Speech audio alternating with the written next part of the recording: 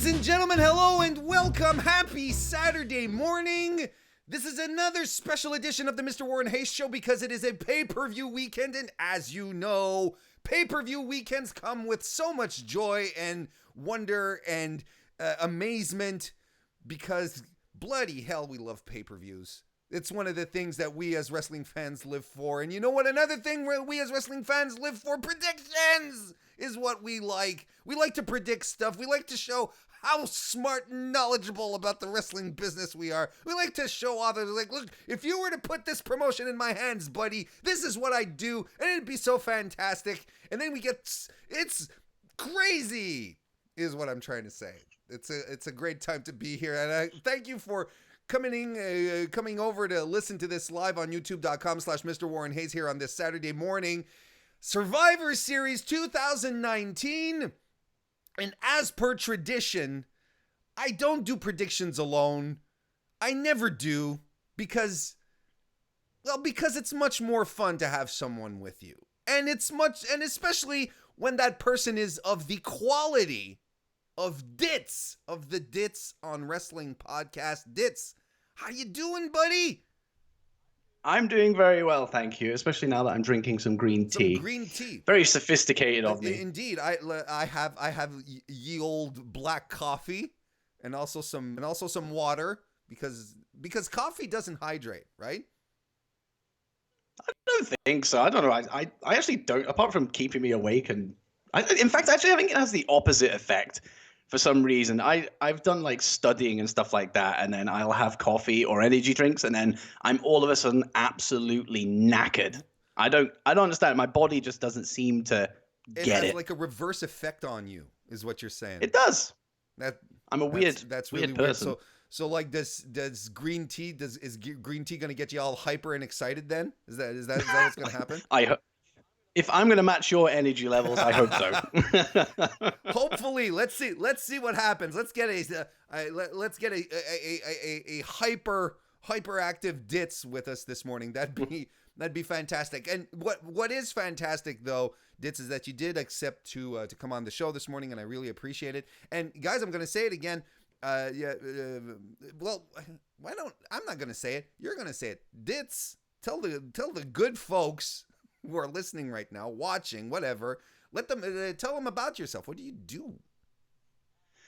So of course I am Dits. I've been in the podcast game for about 7 months now, I think, which is insane. The fact that I even went 3 months and didn't give up is like crazy. But I've only just found my foot in the last couple of weeks, changed the gimmick of the show. So now it's the Royal Navy's only pro wrestling pod. So yes, I am in the Royal Navy. So that's a good gimmick to go with. Nobody else has got that. As far as I'm aware. I'm not even in the Dusty Barrow Navy. You know, it's just like. Sorry, I didn't mean to interrupt. Yeah, interrupt me, Jesus Christ! It's good job I've had this green tea. Otherwise, I'll be getting really angry.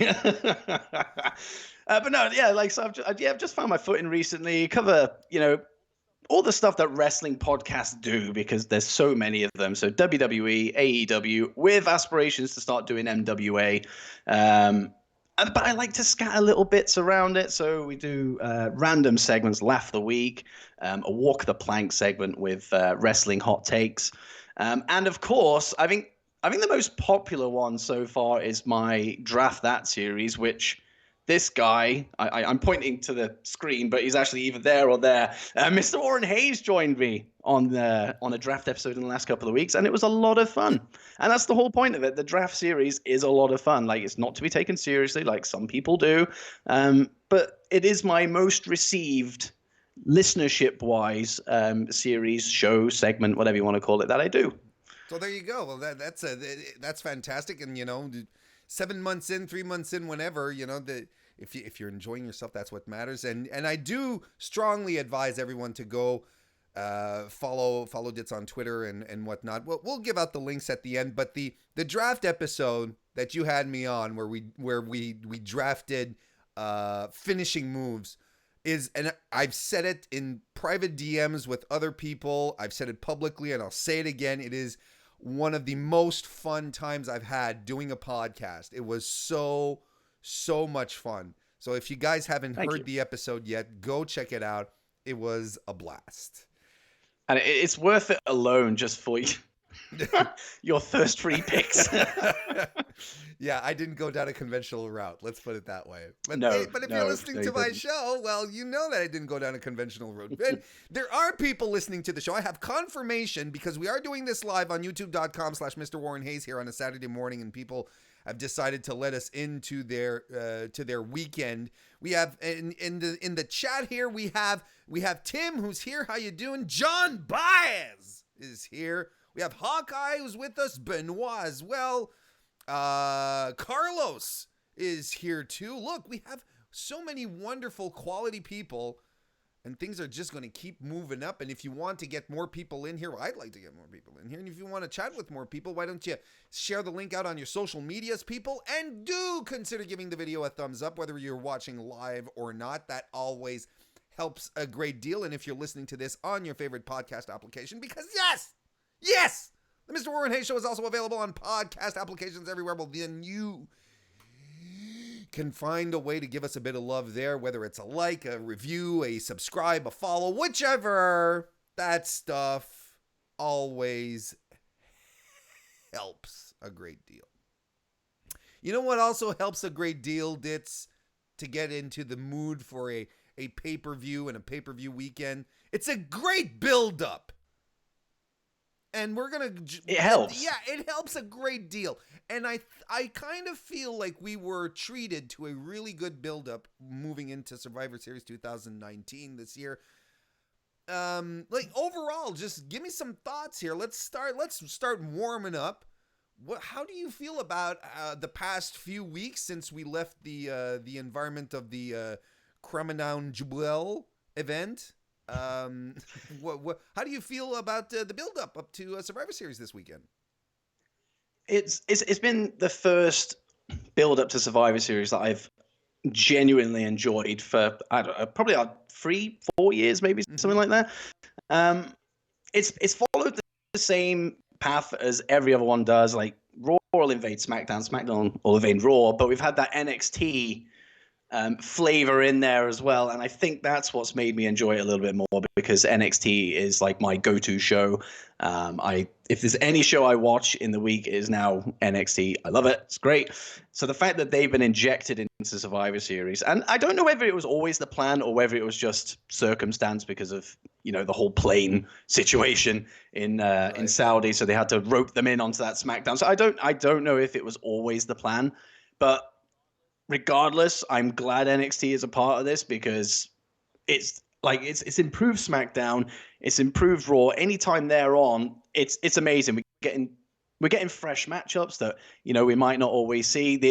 The endings of those matches are usually disappointing or have been disappointing, but there was no way to avoid that. You can't have Adam Cole losing to Seth Rollins or vice versa or anything like that. But we did have like nice little surprises, like Adam Cole going over Daniel Bryan. That was nice. And fantastic match on top of that.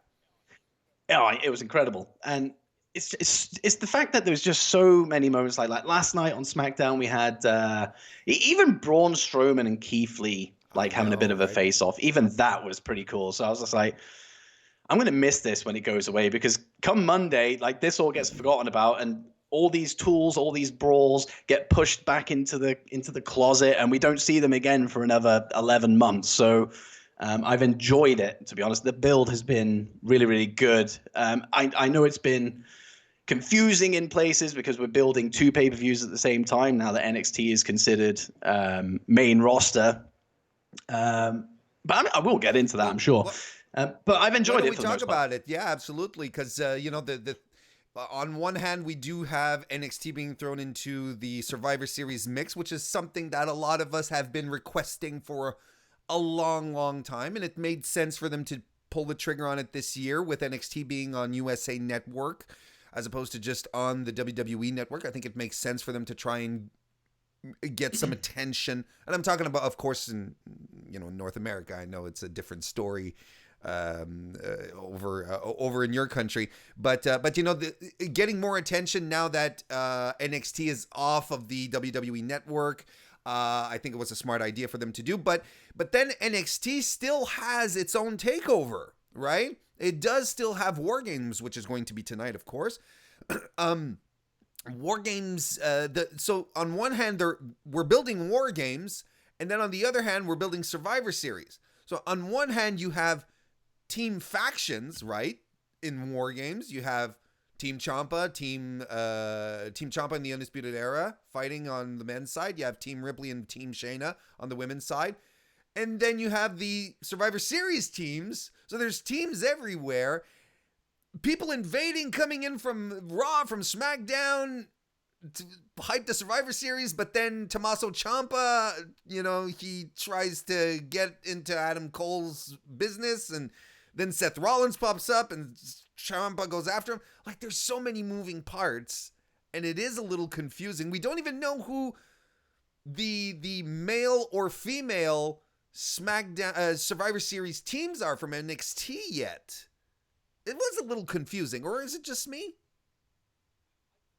I don't know. It's weird because it's hard to keep up with so many moving parts. Like you said, you've got Ciampa coming out and doing the War Games side, but at the same time trying to build Survivor Series when he's facing Seth Rollins, and then like the Undisputed Era are kind of bouncing between their War Games commitment to then Survivor Series. I think NXT has handled it very, very well. I think they've been able to build War Games like around Survivor Series without Survivor Series overshadowing the takeover. So for me, that's 2 thumbs up, like straight away. So I've enjoyed that. But you've even got guys like Balor who he's completely shied away from anything Survivor Series. Like, he hasn't been involved with, Team NXT or Team Raw or SmackDown. Like, he's just Riddle. That's his target, Riddle. That's it. So the fact that he's been doing that as well, like, it all adds into the good build of it. But the fact that we don't have any teams yet for NXT, I think, is a case of seeing who survives right. War Games. And then they'll pick the team based on like injuries or, anything like that. They'll go, right, you made it through, you're in, right? You've got a dodgy leg or your head's been busted open, like you're away. Like away. Last night, on SmackDown, we had we had Rhea Ripley come in with 4 other women, being Candice LeRae, Mia Yim, Tegan Knox, and who am I forgetting? Then Toni Storm. And just the fact that, let's say, Io Shirai wasn't there, I was like, oh, okay, so Io is planning on killing herself, essentially, on Saturday night. We're not taking any chances. But yeah, I mean, I thought that I agree, like, despite despite everything being very, very wibbly wobbly, I felt they did a good job at it, nonetheless. Because, or at least NXT did, to try and keep making sense of how things are happening. How despite the fact that we're NXT as a brand, we're fighting off the Raw and SmackDown guys. Once it's just back to us being NXT, we still hate each other's guts. I think it was last week where it was. I think Matt Riddle came in to help out, shy some Raw people away. I don't quite remember. And then he was super kicked by Adam Cole once the thing was done. I don't quite remember. But I think they did a good job on NXT, like hyping War Games, hyping SmackDown, making sure that the battle lines are still very, very clear. Because let's be frank, the brand supremacy thing is stupid. Yeah. But they're just going to keep doing it every single year. But just give it stakes. And I mean, this is something I've been talking about it for the past, I've been doing podcasting for 2 years. And this is what I've been talking about for 2 years whenever we get around this time. Just give the wrestlers a reason to want to compete to win for their brand. Because as a wrestler, you shouldn't care about what brand you're on and why you should be fighting for them. Like, there's no... Especially since the brand split is still so fresh, there's no reason for you to go in there and be like, yeah, I'm going to fight for my brand other than for a really good reason. One of the things I think that they could do really simply is just like give on the remaining team, the survivors of the winning team, let's say on the men's side, whoever survives gets late entries into the Royal Rumble. You know, it could be just as simple as that. You have one guy, the sole survivor, he's number 30. You have two guys, 30 and 29. They can have a match then on Raw to determine who gets 29 and 30. It doesn't really matter at that point, but you know what I mean. Like there's just give us a little, and even if it was like, the survivors of the team get a pay bump. They get a little bonus, and I'll be okay with that. Just give the men and women a reason to do it outside of brand supremacy, which honestly only one person really cares about. And it's a weird one as well, especially on the NXT side, because how many call-ups from NXT have completely floundered on the main roster? Like, if I was an NXT guy who, I mean, let's move away from guys who have only just moved up, like Street Profits, Ricochet's only just gone up recently, the Viking Raiders. I'd still have a little bit of loyalty to NXT, to be honest. For instance. And yeah, Sami Zayn, Kevin Owens, all them kind of guys, like they're Team NXT, and they've been cast aside. They've not been booked properly. You know, whatever it is on the main roster, I'd be thinking, I want to go over there. Yeah, I don't want to be here. I want to be over there. I don't know. It's that's the odd thing with the whole NXT being thrown in the mix as well, because I saw Street Profits on the NXT just gone, and you know, they were going hell for leather for Raw, and I was just like, but literally, like 3-4 weeks ago, maybe 5 weeks ago, you were wrestling in Full Sail, so you can't just go, no, Team Raw just because the script dictates. There has to be motivation. Is everything, man. I like it when my wrestling makes sense. I really do. And on that note, just before we actually start talking about the card, just a little War Games thought. You know who wasn't part of the big melee last night on SmackDown? You know who wasn't there? Kevin Owens. And what happened with Kevin Owens on Monday? Triple H tried to seduce him over back to the NXT side, and before we could get any answer, who blindsided him and attacked him? The Undisputed Era. Yeah, because Kevin Owens is, of course, part of Raw, Team Raw. He's part of Team Raw. Undisputed Era just came in out of nowhere to attack him, you know, and Triple H, you saw the little moment between Triple H and Adam Cole where Triple H is like, what the hell you doing, man? And Cole is like, I got this. And then just think about this. Undisputed Era's in War Games tonight as a team. Tommaso Ciampa is missing one guy on his team. Do you see what I'm doing? You see what I'm coming for? I've seen a lot of like rumors about who this fourth guy is going to be, but like that has just blown every. If it's Kevin Owens, I am going to like this Steve will collapse. And I think it's going to be a one-time thing. Like I don't think Owens should be moved over to NXT. I think he's fine on Raw. You just give him something to do. The guy is over. People just want a reason to cheer for him. Just give him something to do and he'll be fine.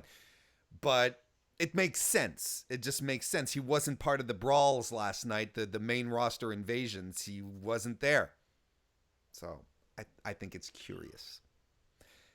So let's start moving into our Survivor Series picks, and the chat is alive. Where we have John Baez who's saying the Undisputed Era will do a clean sweep this weekend, starting tonight. And Benoit and also says KO is going to join Team Ciampa. And Carlos thinks it. He thinks it might be KO or a recent signee. So we just have a couple of hours left. We'll be able to have all these questions answered until then. But in the meantime, we are going to start with our predictions, and I'm going to run down the card in reverse order that it is presented on WWE.com, so it's not me editorializing saying this match should go first or whatever. This is exactly how WWE presents it. So keep your flames to yourself. Let's start off with the first of the triple threat matches, the United States Champion AJ Styles representing Raw versus Intercontinental Champion Shinsuke Nakamura representing SmackDown versus NXT North American Champion Roderick Strong in a triple threat match. Of course, the mid-card champs. All three guys I really, really like. Roderick Strong got the pin last evening on SmackDown in the 8-on-8 match that they had. The 8-on-8, the 4-on-4 match, the 8-man tag match that they had. This is an interesting one because these are all fantastic workers. Give me your thoughts, Dits. How do you feel about this one? Show stealer. Yeah. I think at the end of the night, everyone's going to talk about this one. To be honest, as soon as it was announced, like I was like, here we go. Like you did the rest of this card could suck. At least we've got this. I like the slight interaction that they've all had together in the build up to it. It hasn't been too much. They haven't given too much away. We had that little bit of a snippet on SmackDown last night. But I think with Shinsuke getting this new look IC title, and I think with the Sami Zayn card in the corner, I think Shinsuke may just take this one. Shinsuke might come on top, yeah. It's going to be a fun one. AJ Styles is one of the best wrestlers of all time, and he's still very much on top of his game here. I think if we get a motivated Shinsuke Nakamura, it'll be fun because sometimes you kind of feel like he mails it in. If he's into it, it'll be good. The hungriest guy in the room right now is Roderick Strong. That guy is amazing. He was fantastic in PWG. He was fantastic in Ring of Honor.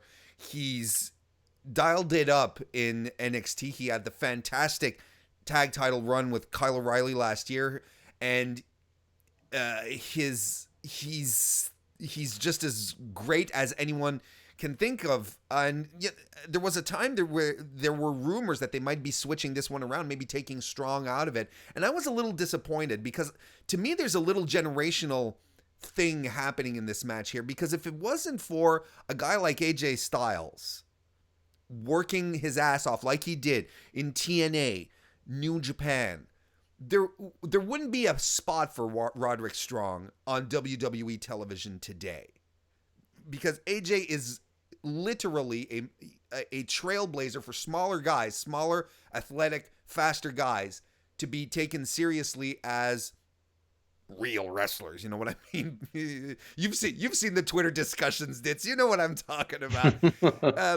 Sadly, yes. So I'm really glad that they maintained this composition. That because you have three guys who can play off each other's strengths, and to me, the only wild card in this situation is whether Shinsuke is into it or not. If he is into it, I I agree we're in for a blowaway match. It's going to be fantastic. Roderick Strong, I think, he has everything to prove in this one, because he is a little bit the odd man out. He's not as flashy or flamboyant or as clear. His character isn't as clear as the two other counterparts here in this match, so he's got a lot to prove. I think if Roddy wins, I'll be happy. That's who I want to win, because if it's an undisputed era clean sweep, then Dits is a happy man. I can sail off on my ship and I can be happy, but I don't really want Nakamura to win, because I've cooled on him a lot over the last 2 years, and I think a big part of that is him phoning stuff in, like you said. And AJ Styles is always going to be phenomenal. He's always going to be great, but he doesn't need it. I agree. So Shinsuke will benefit from a win, because it might actually bring some purpose to the IC title, might actually kickstarts a little bit of a prestigious run for that IC title, because that's what it bloody needs. Well, we saw a brand new one, by the way. What do you think about the new title? Honestly, I like it. Yeah, there's a lot of hate towards it. There's a lot of comparisons to maybe the NXT UK tag titles, I think people are saying, or the NXT tag titles, but I really liked it. I loved the IC title as it was. I personally don't know why they've made the change. There are conspiracy theories out there that it was because Cody is the one that bring it in, so they're trying to get rid of that. You know what that is? You know what that is? It's bullshit. It's bullshit. Do you mind if I just go off on a tangent here, real quick? Because hey, I'm the master of tangents. Because you brought it up. It's on you. At some point, not everything is about taking digs, right? It's not about like just, oh, we're just waiting for the perfect moment to just stick it to this person. Honestly, I'm pretty sure no one gave a shit. And here's another thing. They didn't design that belt within a week and have it produced within a week. This one has been backstage for a while now. You know what, Dits? You know what I've learned? You know what I know? There are tag team belts. There are new tag team, main roster tag team belts designed and ready. They're ready to go. They just haven't they're there. They haven't just pulled them out there. You're just waiting for an appropriate moment to reveal them. Kind of like what they did last week. God damn it. Sometimes people overthink shit and it makes everyone a little stupider. My favorite by far is that Bailey's new attire. So it's Bailey, yes. AE, title W. Like, oh my God. That was actually funny. You know, 'cause I like that because it was like, for sure it's a coincidence. Like there's no, for sure it's a coincidence. But I thought that one was really funny. Doesn't wear it around the waist because you don't want to acknowledge the competition. I think it's hilarious. I love the that's the kind of thing people just observe, right? I think Nakamura is going to win as well. I think he's the one who benefits the most from a win here. AJ is bulletproof. Roderick might actually eat the pin, and that'd be okay. I don't think, like, you know, as good as Roddy is, you know, I don't think anything that happens for him tomorrow night is going to be to his detriment. I think he's going to look really, really good. In the chat, we have John who says Roddy, but of course John says that his prediction is that Undisputed Era is sweeping everything tomorrow evening. We also have I think I saw Carlos's prediction, right? Carlos, where is it? I can't find it. No, it was Ryan Smith. Oh, by the way, hi Ryan, welcome to the chat. He thinks AJ gets the win tomorrow. Hawkeye says Roderick Strong as well. Carlos says, I'm thinking it's Nakamura, but I want Strong. I echo that sentiment. And remember, folks and ladies, because Kristen Ashley joined us as well. How you doing, Kristen?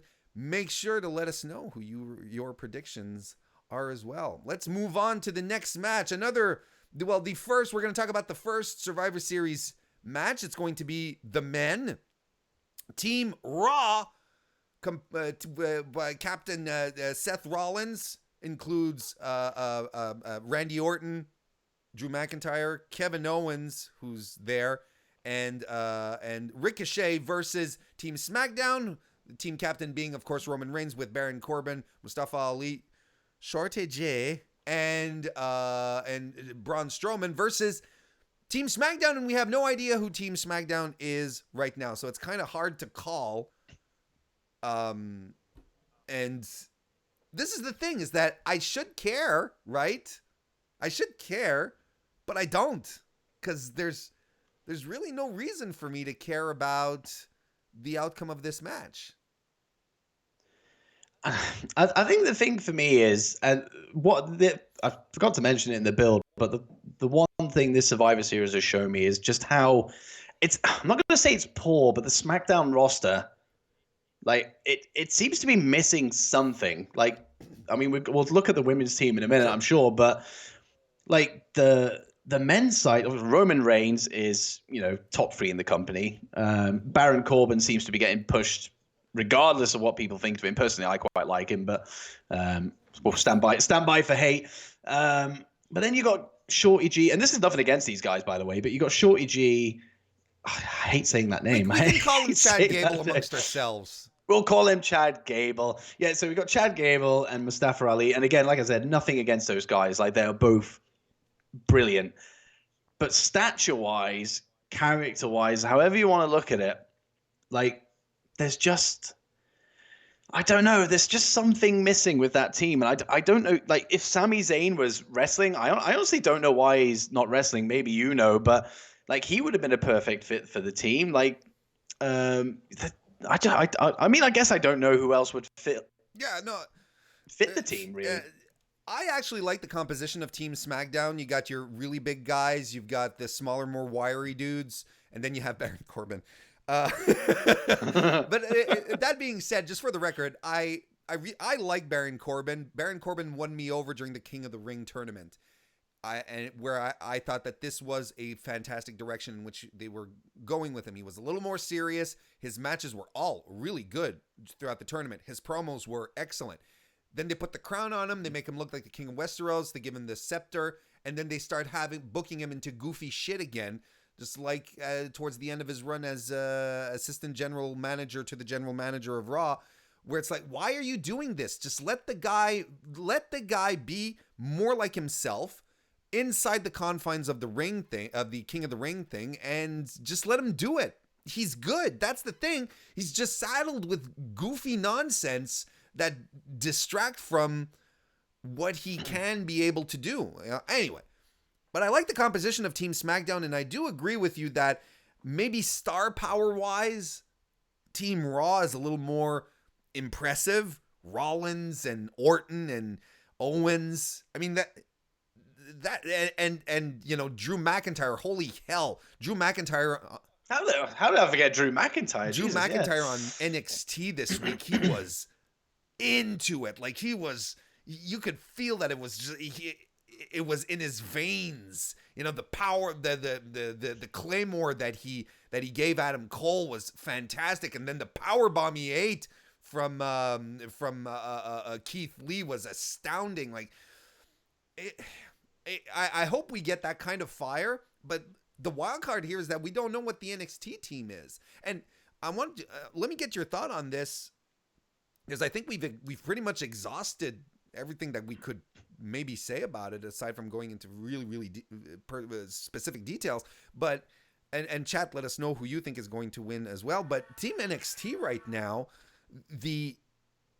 or at least as far as all of NXT goes, if NXT, if this is part of a plan by WWE to get people to watch NXT a little more, get them a little more excited for it, shouldn't NXT be winning more than losing? Like, you know what I mean? I think because how it's all been built, like NXT has always been like the team to like come out on top of every situation. Really, I can't remember a time when they were on the back foot. Even on Raw and SmackDown, they always seem to be having the upper hand in those situations. Then back at Full Sail, they always seem to come out on top. So if they're going to win any of these, you'd imagine it'd be this one. Yeah. You know, and I can pretty much guess who that team's going to be. Well, okay. So, roughly. Let's go ahead. Quick predictions. Who do you think is going to be on Team NXT? And chat, let us dive in here, because chat seems to be thinking that it's Team NXT that's going to win. I'd like to know who your winning combination would be then. So I think it's going to be Ciampa, team captain, because he's. I mean, when they've had brawls, when Seth Rollins was there, he came out on the ramp and just kind of was just like, there he is. There's your captain. So he's the captain. Keith Lee, you've got to put him in there. Especially considering the face-off with Braun. We're probably going to get that again tomorrow. I'd like to say Matt Riddle will go in there. Sure. If he survives Balor. I would like to see Pete Dunne in there. I'm trying to think who else would. You know who I'd actually really love to see in there is Volta. Yeah. Well, the Imperium guys are in town. They were there in the beatdown last night. I saw Volta and I'm drawing a blank. Not Bartel. Aichner. Fabian Aichner. Yep. So that'd be really interesting. Or it'll just end up being the Forgotten Sons and like Raul Mendoza and Kona Reeves. Shush. No. Dream team. My God. Here's what I'm thinking. I'm with you on the Ciampa situation. I think it makes perfect sense. I think Matt Riddle should be in there as well. I don't think Keith Lee's going to be there because I think Keith Lee's going to kill himself on Saturday. That's just on me. I think he's going to probably take a couple of people with him when he does the moonsault off the top of the cage. Yeah. Jesus, yeah. Walter is a really good call. He's in town. They're going to do something with him. They cannot not do something with Walter. But the two other guys, Isaiah Swerve Scott, I think is a good pick. Oh, you get the high flying stuff in there, and Damian Priest. They really, really like Damian Priest. Oh, I like that. I think I like that more than mine. Yeah. We have Hawkeye in the chat who's like Ciampa, Lee, Riddle, and he's like, ew. Like the others, it's like we don't know. But so you have Team NXT going over? I do. I'm gonna back that horse. I think so too. I think if there's one that they have to win, it's going to be this one. And I think Team SmackDown is going to come apart at the seams because of the feud that they're trying to build between Roman and Baron Corbin, which is allegedly going to lead rumors into a dog collar match at TLC, which is something none of us want to see. Something we do want to see is the Women's Survivor Series elimination match. Team Raw, captained by Charlotte Flair, which includes the Kabuki Warriors, Asuka and Kairi Sane, Sarah Logan and Natalya, versus the SmackDown team, captained by Sasha Banks, which includes Lacey Evans, Carmella, Dana Brooke, and Nikki Cross, versus Team SmackDown, captained by Rhea Ripley, and that's all we know for sure for now.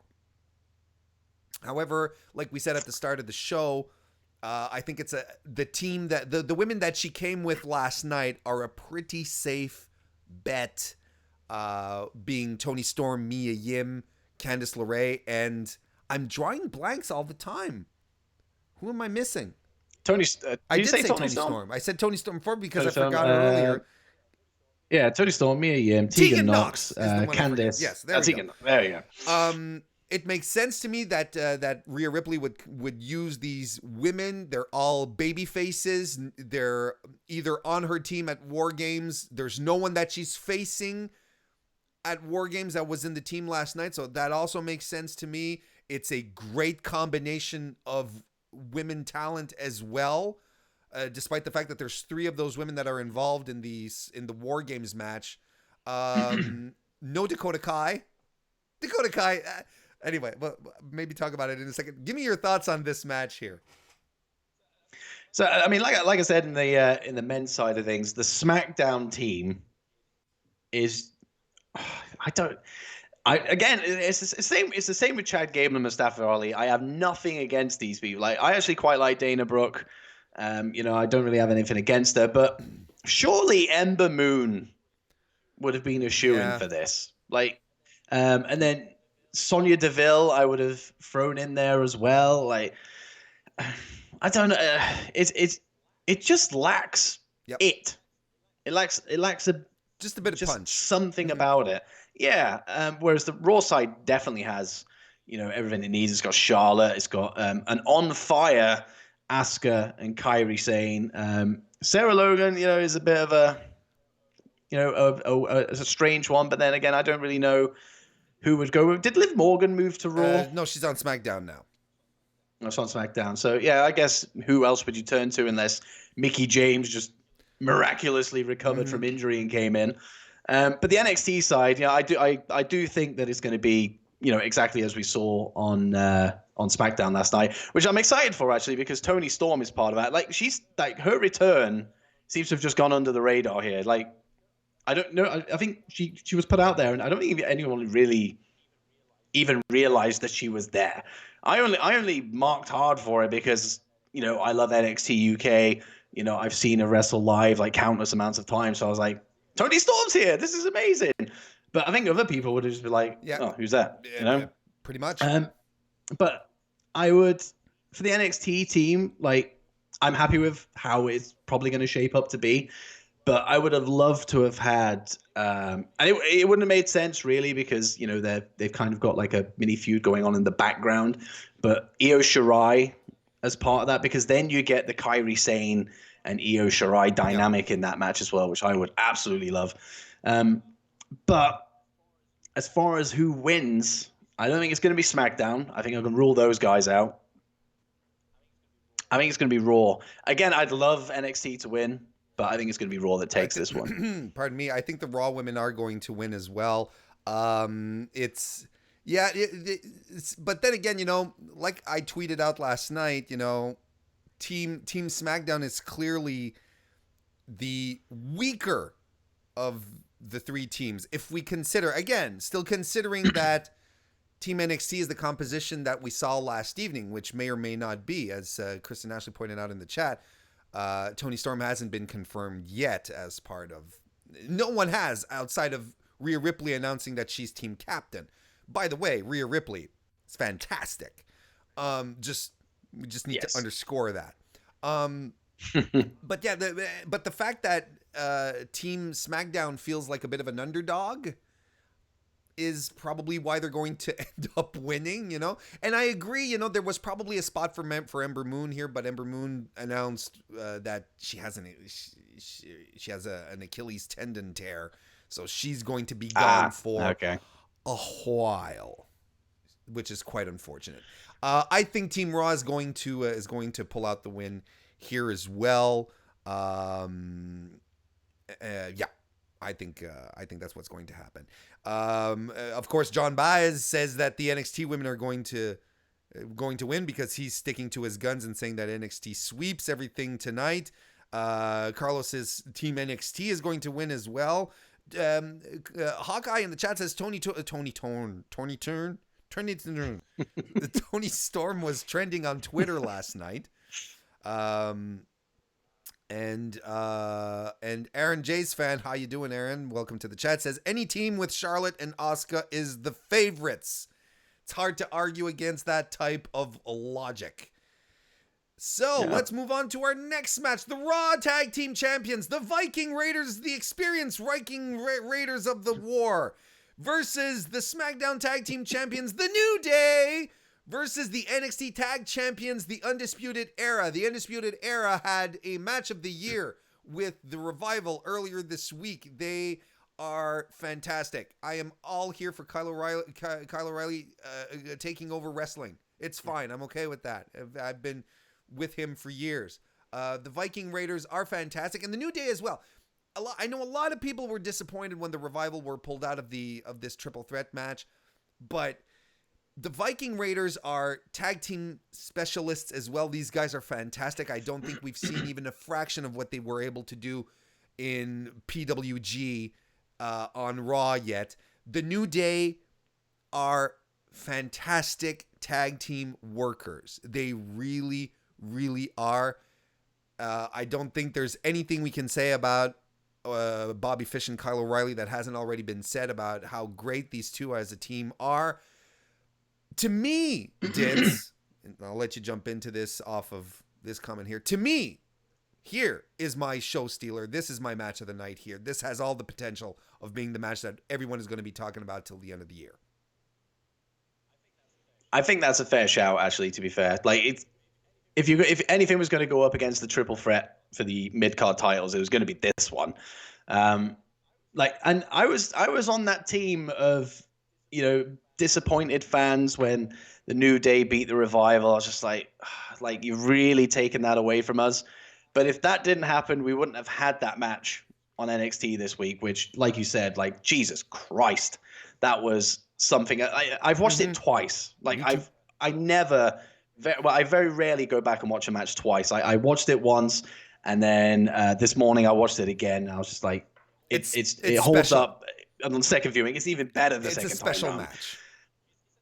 It's a tag team clinic, and I'm a massive, like, you get these chants of, women's wrestling, and I'm all for it, but tag team wrestling is where, like, my head goes. Like, I love tag team wrestling. I want it to be showcased a little bit better, and maybe that starts with those titles that you mentioned being brought into the equation.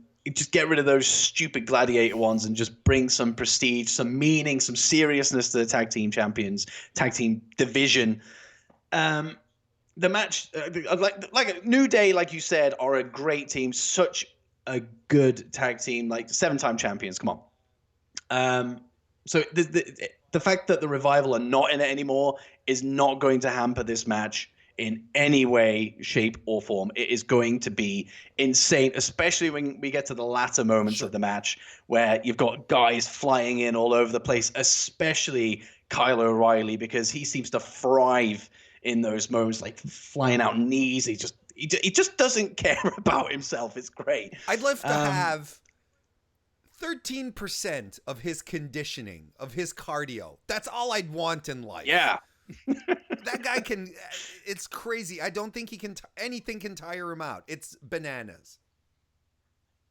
And it helps that he's amazing as well. Like I wasn't aware of, I mean, I knew of him before he went to NXT, but like this was like him coming to WWE is my first like real exposure of him. And like just from the get-go, like impressed me like straight away. And I think WWE has like pushed him like even further. Like, I mean, like I said, I don't really know what he was like before WWE, but I've seen improvement from like day one to now. You just look at that tag match with the Revival the other day, and he could easily say that he was the MVP of that match. Like, and I'm not even throwing Bobby Fish to one side either, because Bobby Fish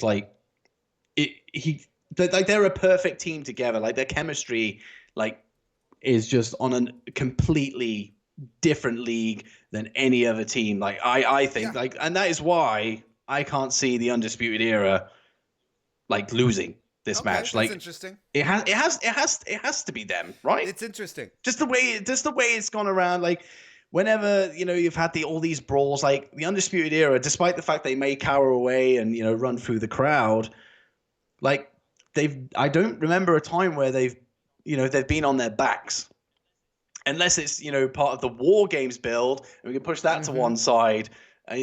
But like Survivor Series wise, I don't remember a time when Raw or SmackDown had the upper hand over them. So I'm going with the Undisputed Era.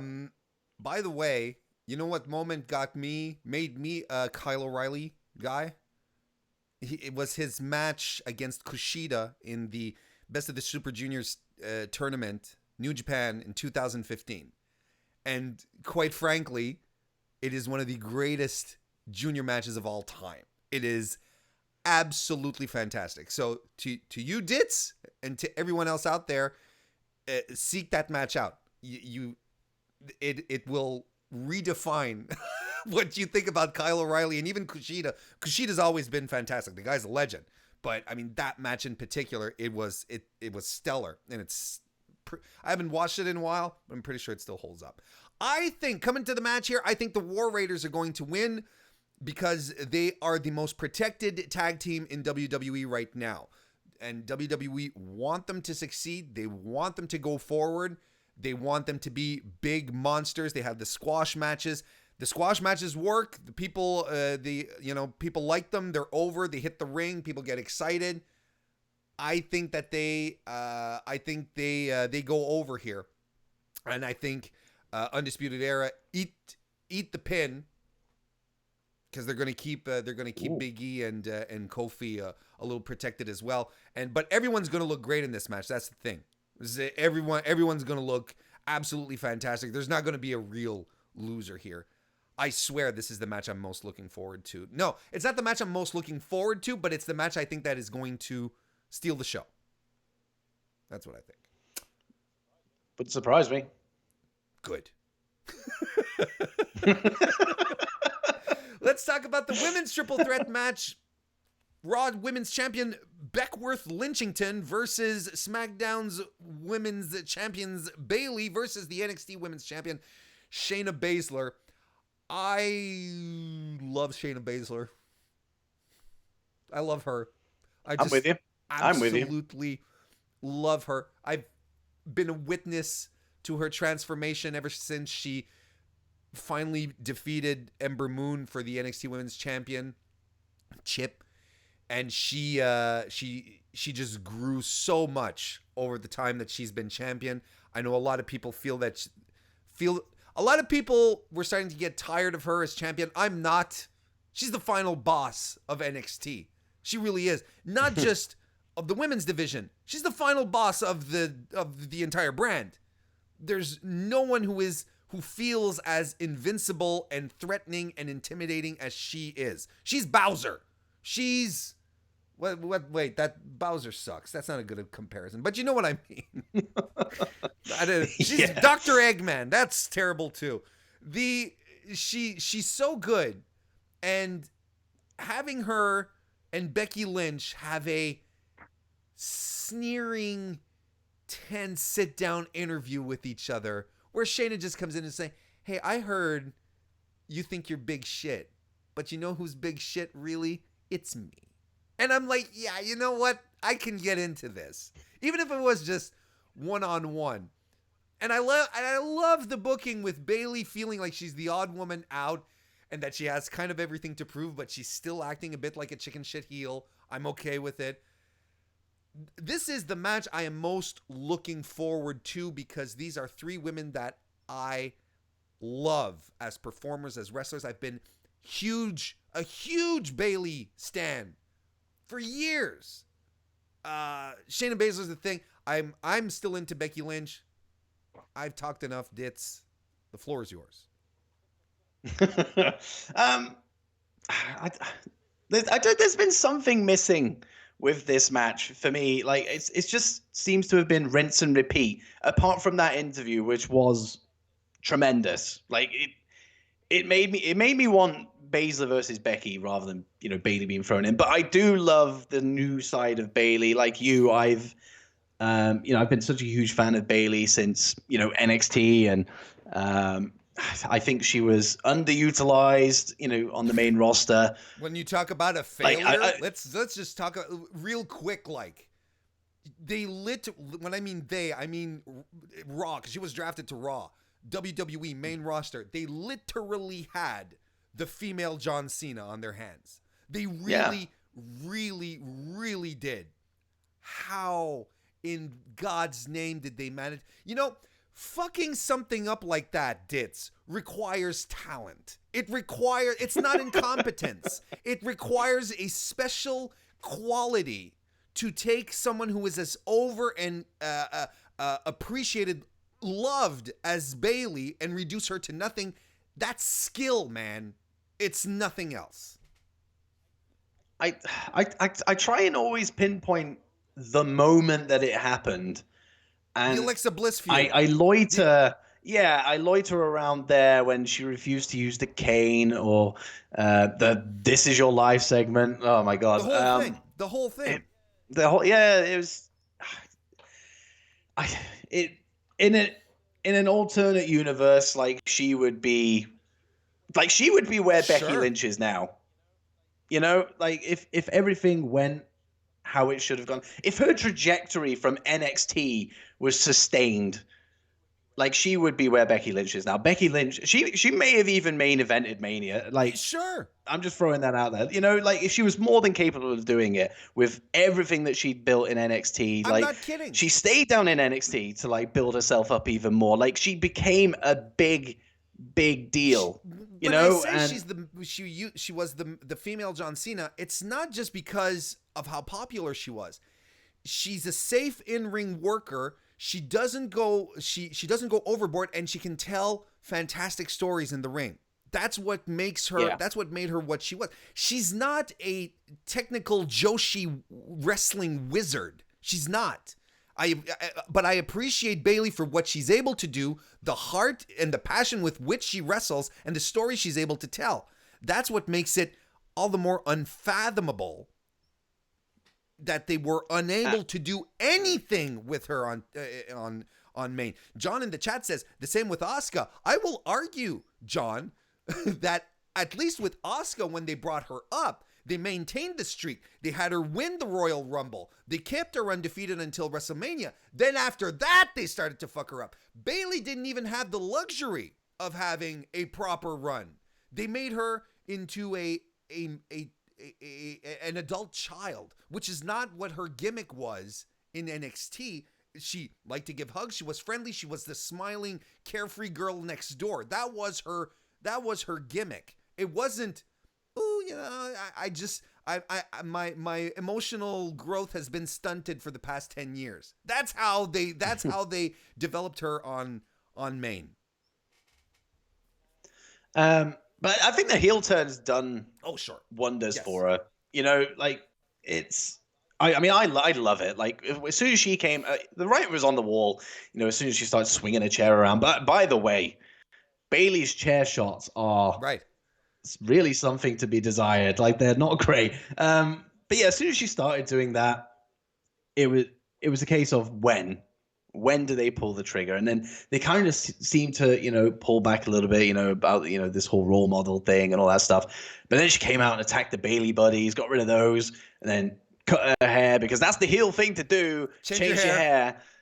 Yep. And I like if I'm going to turn heel, like I'm just going to grow my hair out as much as I possibly can. I'm going bald, Warren.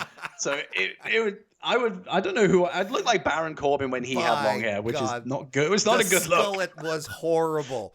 In the chat, we have a bit of everything except for Becky. We have people saying Shayna. We have Omizzy, by the way. Omizzy, welcome to the chat. Says that Bailey's going to win. We have Shayna winning. Carlos says Shayna versus Becky. Take money. Look at everything we've been talking about for the past couple of minutes. Dits, I think Bailey is going to win. I think she's the one who needs it more. I can't call it. I actually can't pick somebody. Like I think, if Becky won, then nobody would be surprised. If Shayna won, like just look at her. Like she's dominant, she's brutal, she can if she wins, it's not like anyone's going to turn around and go, huh?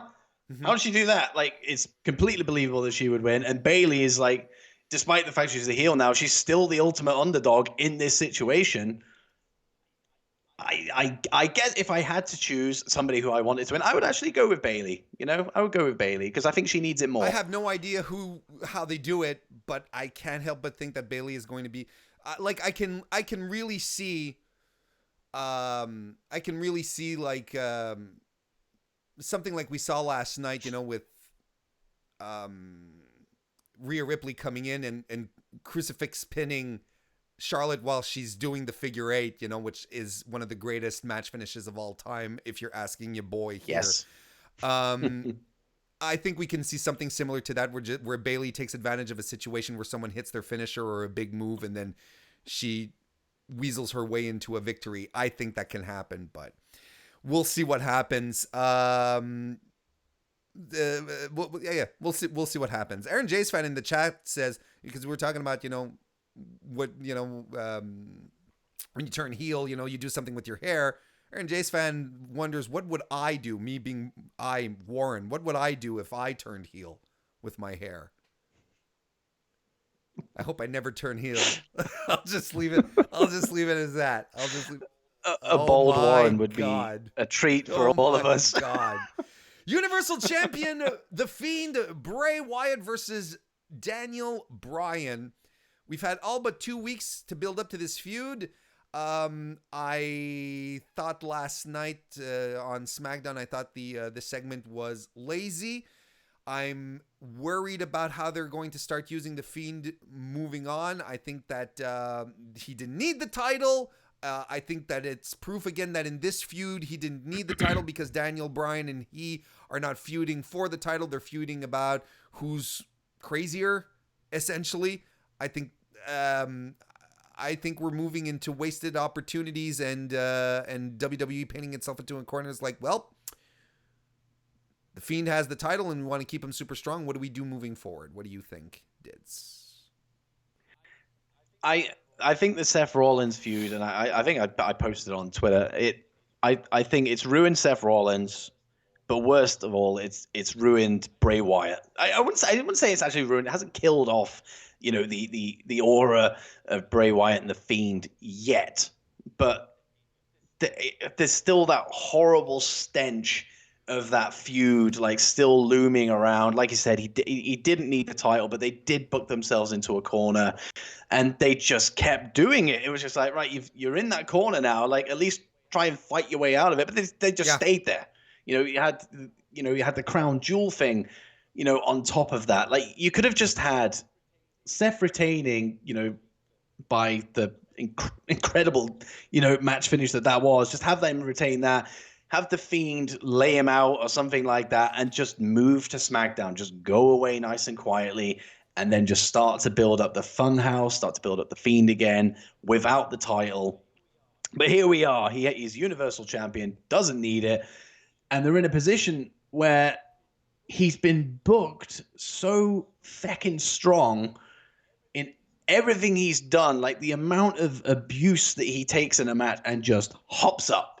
You know, it's like Seth might as well just go, like that's what his offense is to him. He's just sniffing at him. And it's I just don't know where it goes from here. Like I can't, like, honestly, it's bamboozled me. Like it's annoying as well because the WWE had something fantastic with the Fiend, and they still do, but they need to get away from how they're booking. Like the Fiend shouldn't be showing up all the time. The Fiend should be the Balor Demon. Yeah.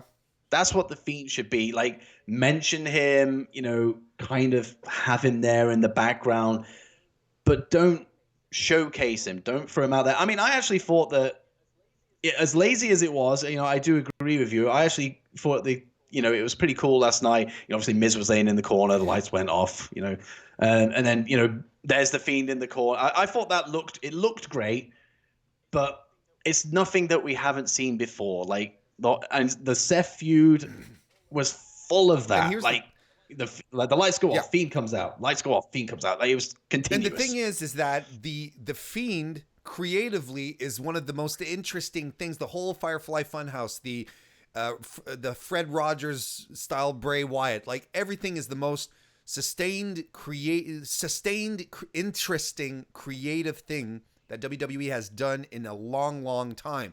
So when the Fiend appears, absolutely, you expect something special, but just having the house lights turn red isn't making it special. It's not interesting. I think one of the big stories potentially for 2020 is WWE's mismanagement of the Fiend as a character, because I fear that we're on this path already. And I think one of the moments that we're going to look back upon and say, well, this is the problem. It is the Seth Rollins feud. It is the Hell in the Cell match. It is the idea that they felt like they had to put the title on Bray Wyatt immediately. Because Bray Wyatt, the Fiend, what he should have been is a predator. Not in the movie Aliens thing. It's not that. A character that is always lurking around and is just going to strike at your most vulnerable moment to eat you up, just ambush you. A predator. And then you have him have these feuds where he just pops out of nowhere to take out dudes, and then you can lead into WrestleMania where he will have his title opportunity. But they really did jump the gun too soon on the Fiend here. And it says a lot when we're sitting here saying we love the Fiend character, we love the Bray Wyatt stuff, but we're afraid it's going to be mismanaged.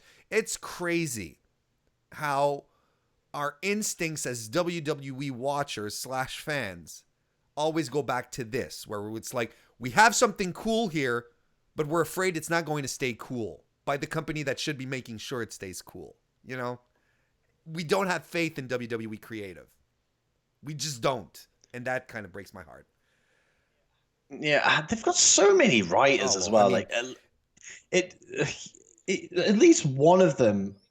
I mean, from what I've heard, and you know, or I've even Bray himself say, like, he's written a lot of the stuff himself. Is a lot of his ideas of what we are seeing. So, and it's making money. Is Bray happy? It's making money. So Vince McMahon is letting him do what he's doing because it's making money. But now that it's making money, Vince McMahon is also more involved in the direction of where he wants things to go. So it's always this stupid catch-22. And I won't say this enough. WWE is a billion-dollar company. It is a huge thing. We are not talking about Impact size wrestling promotion. We're not talking about Ring of Honor. We're talking about WWE, a global international, billion-dollar company that has never had as many resources at its fingertips as it does today. They do have a writer's room. They have staff who are paid to come up with ideas and do things like this. We expect them to do better. We do. Yeah. And for me, I want them to do better. I want all wrestling to succeed. I want promotions. I want promotions aplenty because I want wrestlers to have tons of places that they can go work and have a career and be well taken care of. That's what I want. But if WWE, which is the major leagues, which is the mainstream standard, if they can't manage it, if they can't do compelling programming that will seek out new audiences or even existing audiences and hold them, and the wrestling business is in trouble. So yeah, and it to me, it just boggles my mind that they can't get their act together. Of course, we've heard the stories, the rumors, the tales. It all boils down to one guy making decisions, one old guy who's been disconnected from his audience for the past 20 years. But yeah, look, we're all worried about the Fiend. I think we're good with that. I think this is one of these situations, this match here, if we're coming back to talk about the match, I think this is one of these matches that, you know, you have two super talented guys who are going to do fantastic things with each other and to each other. That it doesn't, the build doesn't really matter. We're getting Bray Wyatt as the Fiend versus Daniel Bryan. Daniel Bryan, who could have a fantastic match with a broom and a bucket. But I think the Fiend is going to retain the title. I don't think there's much question about that. What do you think? Yeah, I'm with you. Like if Daniel Bryan won, it would be one of the most bizarre booking decisions that I have ever seen in WWE history. It really would. It's got to be the Fiend, doesn't it? It does. Last match we're going to talk about is the WWE Championship. Brock Lesnar, the champ, versus Rey Mysterio in a no-holds-barred, no disqualification match. I think it's interesting that they do no-holds-barred, this is what it's called on WWE.com. No-holds-barred, no disqualification match. That's a miss. Of course. It's like saying, I like tea, and also I like tea. You know, it's like, I get it. That's what a no-holds-barred match is. It's no DQ, anything goes. They can use weapons. It's fine. It's no holds barred. Anywho, you know what? I'm excited for this match, and I'm gonna tell you why. And then I'll let you chime in. But I'll tell you why I'm excited for this match.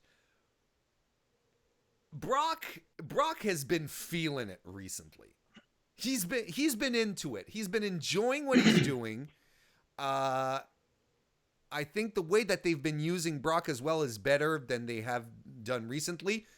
And Rey Mysterio is a better 2019 Rey Mysterio is better than 2006 Rey Mysterio for some ungodly reason. I don't know what kind of magic stem cells he's been taking, but he's been absolutely fantastic. Brock works wonders with smaller guys. We saw it all throughout 2018 into 2019. His matches with Finn Balor, AJ Styles, Daniel Bryan, they were all great matches. They play off to his strengths, and that's what Brock needs to do. I am really looking forward to Brock Lesnar tossing Rey Mysterio around, Rey Mysterio mounting a comeback, getting everyone excited that it might happen, but then not being able to defeat Brock Lesnar. So I let my prediction slip in here. But I'm looking forward to this. I think there's all sorts of fantastic elements to it, and I thought the build was great. What do you think?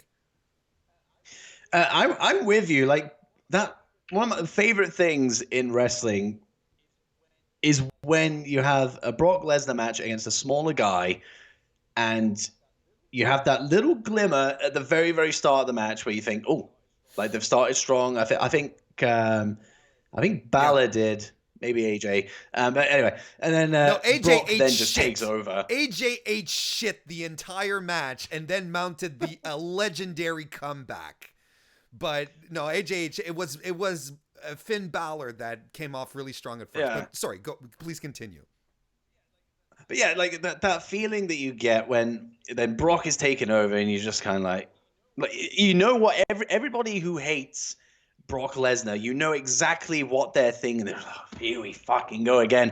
Like Brock just suplex, like just piss off Brock. I'm not that guy. Like I'm watching it and I'm loving it, and I know exactly what's about to happen, and it's such a good feeling because when the likes of AJ Styles, when the likes of Daniel Bryan hit that comeback, just when you think they're out, the match just goes from like there to the way up there. Like it's amazing. Like, and this will be no different. And Ray has the extra layer of having the ability to use weapons or any hold. That lead pipe he's been running around with. It's not lead. That's anyway, whatever material it's made out of. I think it's toilet roll. That's what it looked like anyway when he was flashing. I was just like, is that toilet roll, Ray? What are you doing with that? But like, yeah, these matches with smaller guys are just something else. One of my favorite things in wrestling. So this is going to be no different. And I do agree. Like Mysterio in 2019 is, I don't understand it myself. Like it's insane. The match is going to be really, really good. I am very, very excited for it. I'd be interested to see if Dominic plays a part, because you'd imagine he would, seeing as he kind of kickstarted the thing when he was that was great, by the way, when Dominic was getting thrown around. That kid bumped better than most wrestlers on main today. That was fantastic. So if he gets involved in some way, and because of the stipulation, I imagine he will. That again just adds another ingredient to what is already a well-sizzled match. So I'm looking forward to it, but I don't think Ray's going to win it. I think it's all Brock Lesnar. Oh, okay, you don't think? Okay. I don't think Ray's going to win. I would go insane if Ray won it. I mean, look, I've got the sign thing here. I don't know if I'm pointing at it. I'm probably not pointing at it, but it's there somewhere. I love Rey Mysterio. I think he's fantastic.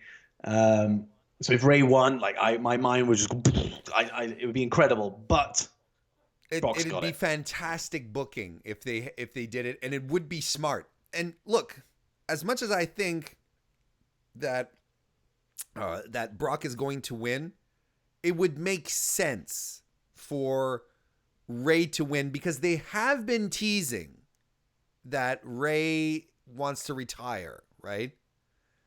And why not give him one last title reign?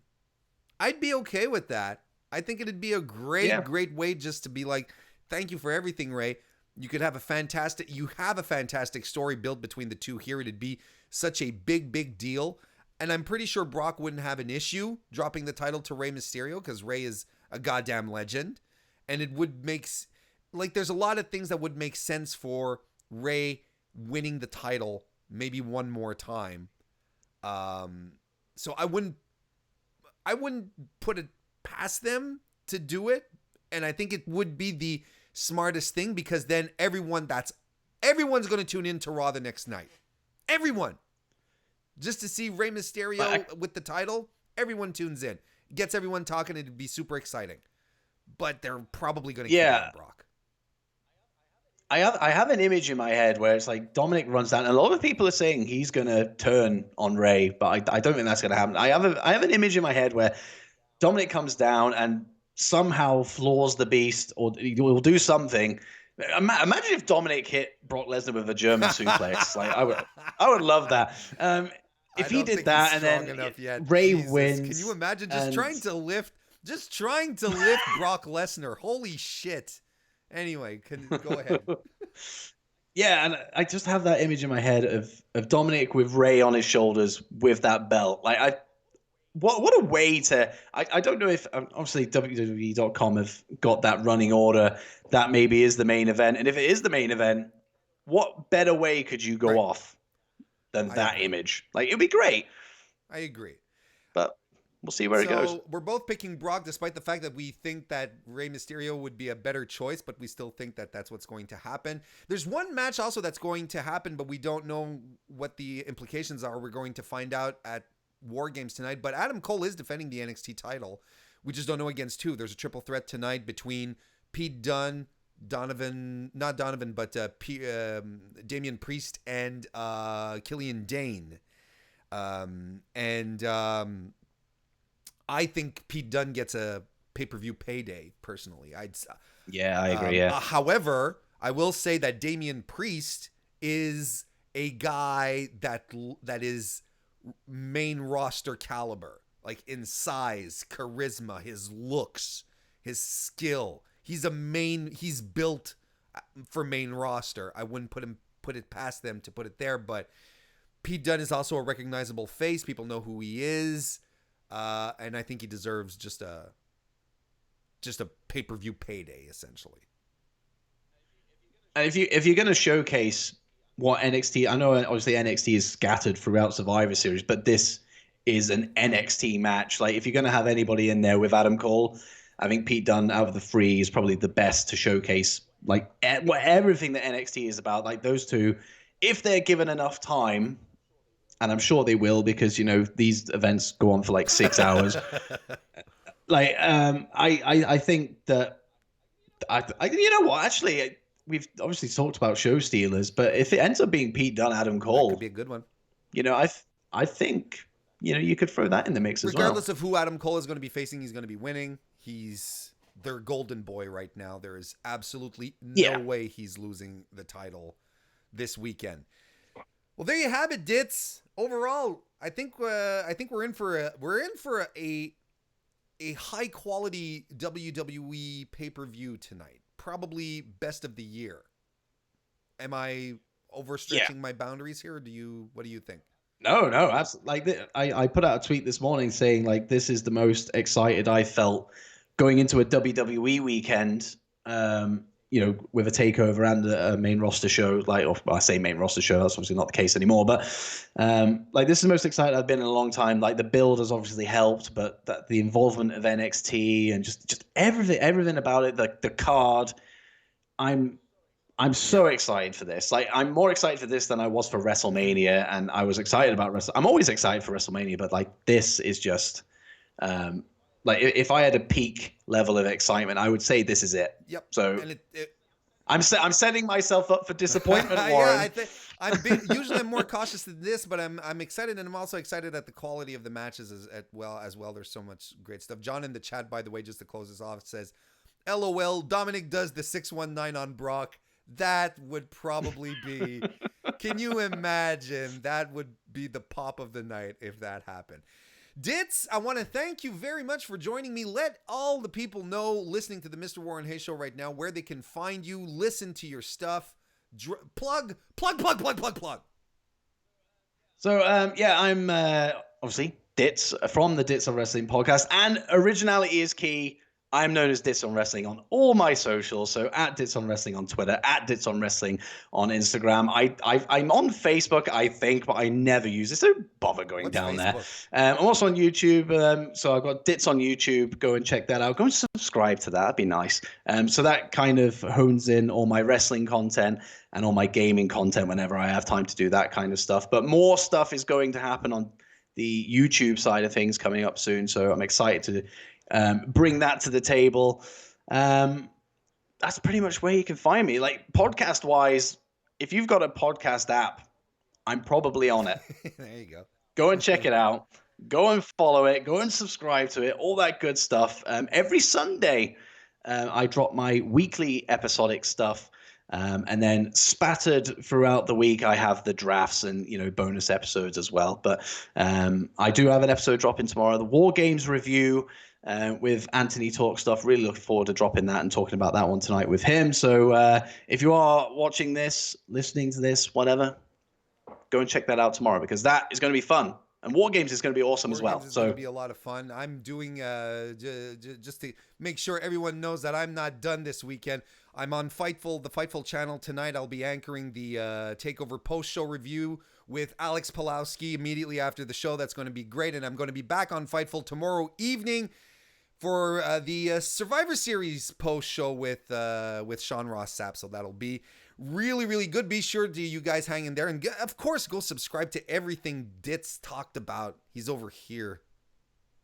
Go talk. that looks right. go subscribe to his stuff and listen to to what he does. It's great stuff. Dits is a fantastic dude. He's got a passion for wrestling, just like all of us do, but he can translate it in fantastic ways. So please do add him to your rotation of weekly wrestling listening. I can't thank you enough for being here, man. I appreciate you coming on. No, the pleasure is all mine. I watched Omega Luke on here months ago, and I watched that, and I was just like he's lives in Plymouth as well. Like we are both from Plymouth, yeah. And I remember watching that. I was like, I want to do that. I want to talk with Warren, and yet here I am. So a big thank you for having me. It's been a blast. You're very, very welcome. Shout out to Luke. Hope you're doing well if you're listening. And there you go. Thank you. And I want to thank everyone for joining us live in the chat this morning. Thank you for taking the time to do it. Have a great War Games Survivor Series weekend. It's going to be a blast. Can't thank you all enough for coming. And I'll see you next time.